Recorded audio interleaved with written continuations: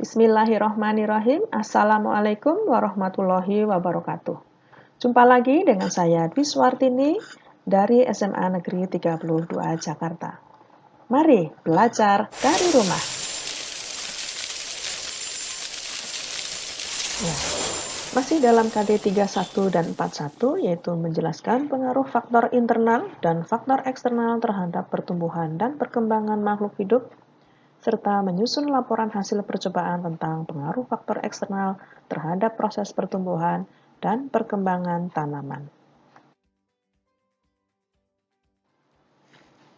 Pada pertemuan kedua ini, kita akan mempelajari tentang macam pertumbuhan dan faktor-faktor yang mempengaruhi pertumbuhan dan perkembangan pada tumbuhan.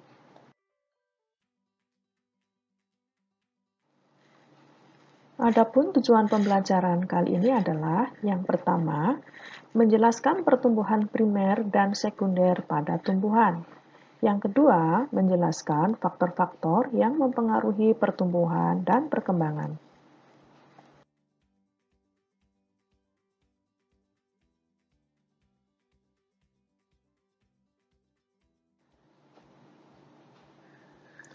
Pertumbuhan primer. Pertumbuhan primer terjadi karena aktivitas sel-sel meristem di ujung batang atau akar, sehingga menyebabkan batang dan akar tumbuh memanjang. Daerah pertumbuhan pada ujung batang dan ujung akar, menurut aktivitasnya dapat dibedakan menjadi 3 daerah. Yang pertama adalah daerah pembelahan sel, ditandai dengan sel yang aktif untuk membelah dan bersifat meristematis. Yang kedua adalah daerah perpanjangan sel, di mana selnya aktif untuk membesar dan memanjang. Yang ketiga adalah daerah diferensiasi. Selnya berdiferensiasi menjadi sel dengan struktur dan fungsi yang khusus.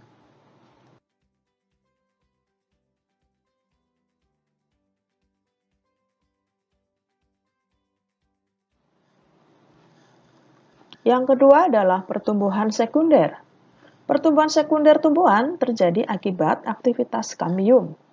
Sel kambium membelah ke arah luar membentuk floem sekunder dan ke arah dalam membentuk xilem sekunder. Pertambahan jumlah sel floem dan xilem menyebabkan diameter batang menjadi bertambah besar. Aktivitas pembentukan floem dan xilem dipengaruhi oleh musim yang dapat membentuk formasi lingkaran yang disebut dengan lingkaran tahun.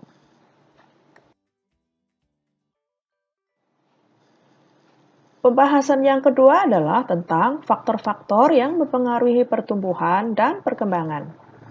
Yang pertama adalah faktor luar. Contohnya 1. Nutrisi atau unsur hara. Yang kedua, cahaya. Yang ketiga, air. Keempat, suhu. Dan kelima, kelembaban. Sedangkan faktor dalam adalah faktor yang terdapat di dalam tubuh organisme tersebut, meliputi faktor genetik dan faktor hormon.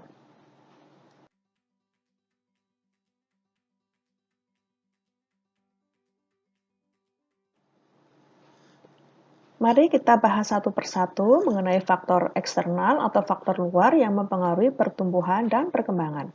Yang pertama adalah nutrien atau dikenal dengan unsur hara. Unsur hara sebagai sumber energi dan sumber materi untuk sintesis berbagai komponen sel yang diperlukan selama pertumbuhan. Nutrien dibedakan menjadi 2, yaitu makronutrien, yaitu unsur yang dibutuhkan dalam jumlah banyak, dan yang kedua adalah mikronutrien, yaitu unsur yang dibutuhkan dalam jumlah sedikit. Tumbuhan yang kekurangan nutrien atau unsur hara, pertumbuhannya akan terhambat.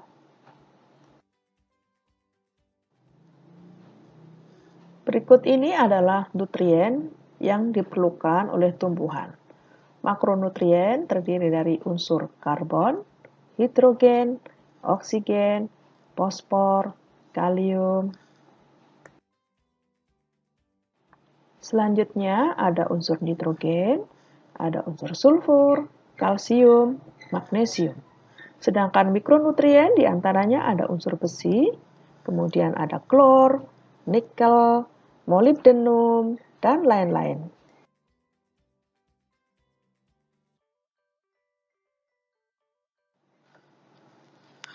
Faktor yang kedua adalah cahaya. Cahaya matahari diperlukan oleh semua makhluk hidup.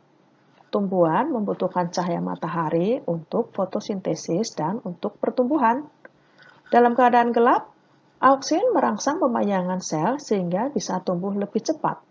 Tetapi tumbuhan tersebut mengalami etiolasi. Apa yang dimaksud dengan etiolasi? Ya, tanaman akan tampak berwarna kuning, pucat, kurus.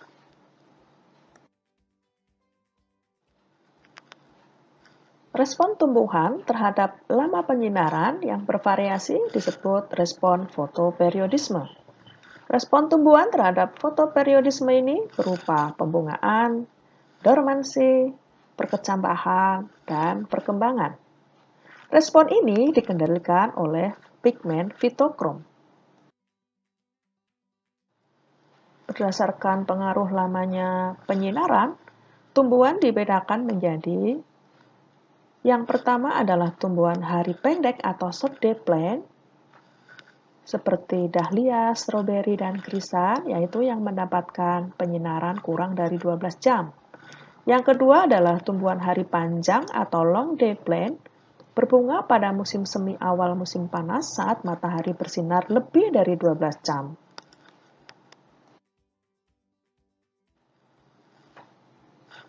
Yang ketiga adalah tumbuhan hari sedang, yaitu tumbuhan yang berbunga jika mendapatkan penyinaran sekitar 12 jam. Dan yang keempat adalah tumbuhan hari netral, tumbuhan yang pembungaannya tidak tergantung pada panjang penyinaran.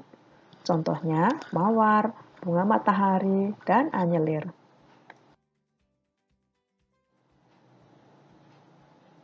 Faktor yang ketiga adalah air. Air berperan dalam menentukan laju fotosintesis, membantu proses perkecambahan biji, sebagai medium berbagai reaksi enzimatis, serta mengangkut unsur hara dan hasil-hasil fotosintesis.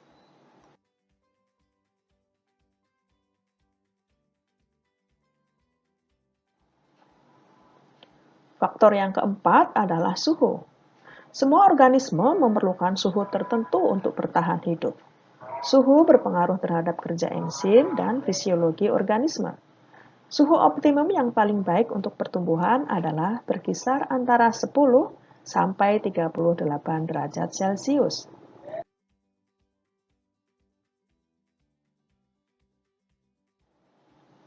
Faktor yang kelima adalah kelembaban. Pada tumbuhan, kelembaban udara mempengaruhi proses transpirasi. Jika kelembaban udara rendah, maka penguapan air meningkat, sehingga penyerapan air dan garam-garam mineral oleh akar semakin banyak. Keadaan ini akan memacu pertumbuhan.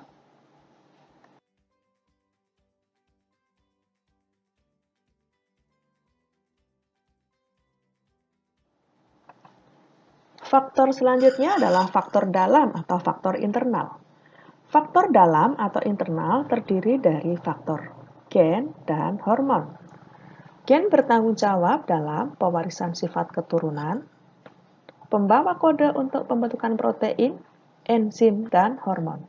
Setiap sel hidup akan mewarisi gen dari induknya. Yang kedua adalah hormon.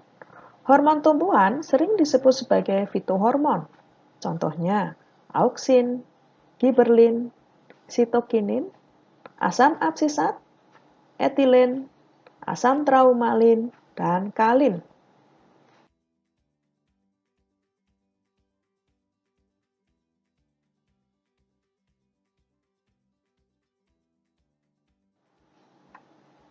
Mari kita pelajari satu persatu tentang hormon pada tumbuhan. Yang pertama adalah auksin. Auksin berfungsi untuk, yang pertama, mengatur pembesaran sel. Yang kedua, memacu perpanjangan sel di daerah belakang meristem apikal atau meristem pucuk. Yang ketiga, merangsang pembelahan sel-sel kambium.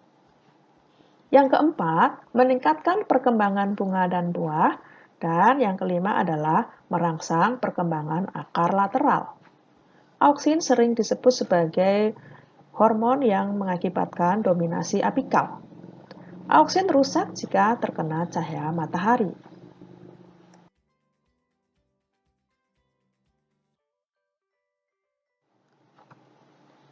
Yang kedua adalah gibberellin.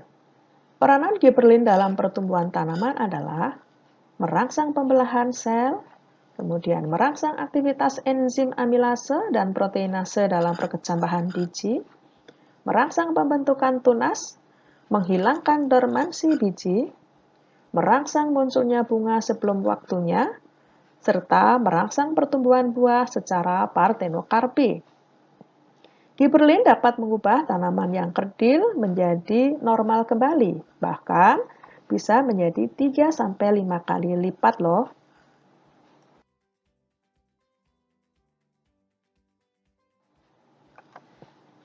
Yang ketiga adalah sitokinin.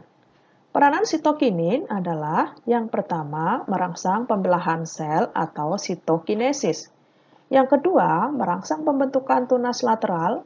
Yang ketiga, menghambat efek dominasi apikal oleh auksin. Keempat, menunda penuaan. Yang kelima, memacu perkembangan kloroplas dan pembentukan koleoptil. Yang keenam, mempertahankan kesegaran jaringan.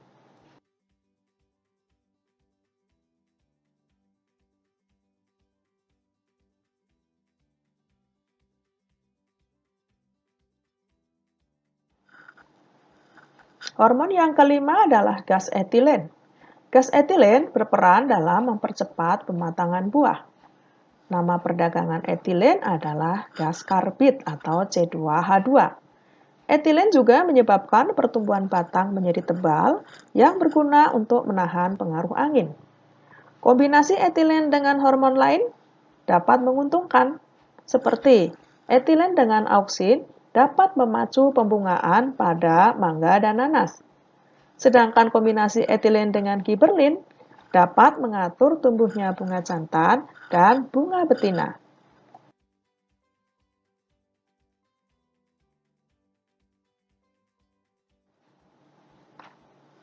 Yang keenam adalah asam traumalin. Asam traumalin atau dikenal dengan hormon luka berperan untuk merangsang pembelahan sel-sel di bagian tumbuhan yang luka agar lukanya cepat tertutup. Sedangkan hormon yang terakhir adalah kalin. Hormon kalin ini dibedakan atas A. Rizokalin, yaitu untuk merangsang pembentukan akar. B. Kaulokalin untuk merangsang pembentukan batang. C. Filokalin untuk merangsang pembentukan daun. Dan D. Antokalin atau dikenal dengan florigen, yaitu untuk merangsang pembentukan bunga. Demikian pembelajaran kali ini. Untuk selanjutnya, kalian akan berkelompok untuk mengerjakan tugas pada menu tulisan di laman wiswartini32.edublogs.org. Lembar kerja dapat dilihat dan diunduh ya.